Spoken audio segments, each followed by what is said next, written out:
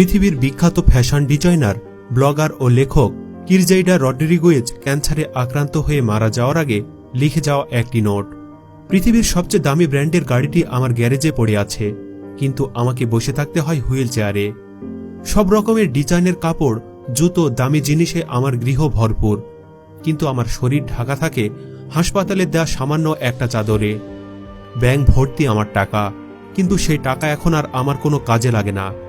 প্রাসাদের মতো আমার গৃহ, কিন্তু আমি শুয়ে আছি হাসপাতালের টুইন সাইজের একটা বিছানায়। এক 5 স্টার হোটেল থেকে আরেক 5 স্টার হোটেলে আমি ঘুরে বেড়াতাম, কিন্তু এখন আমার সময় কাটে হাসপাতালের এক পরীক্ষাগার থেকে আরেক পরীক্ষাগারে।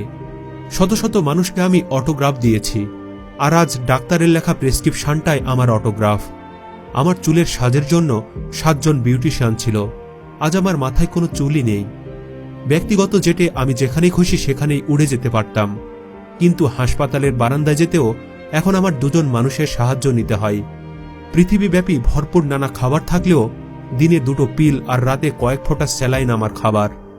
এই গৃহ, এই বাড়ি, এই জেট, এই আসবাবপত্র, এত এত ব্যাংক অ্যাকাউন্ট, এত সুনাম আর এত খ্যাতি, এগুলোর কোনো কিছুই আমার আর কোনো কাজে আসছে না।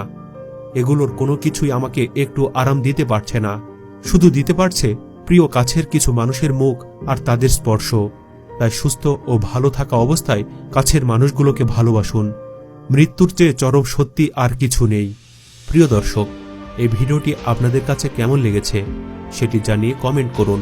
এরকম ভিডিও পেতে আমাদের চ্যানেলটি সাবস্ক্রাইব করে পাশে থাকা বেল আইকনে ক্লিক করে রাখুন। ধন্যবাদ।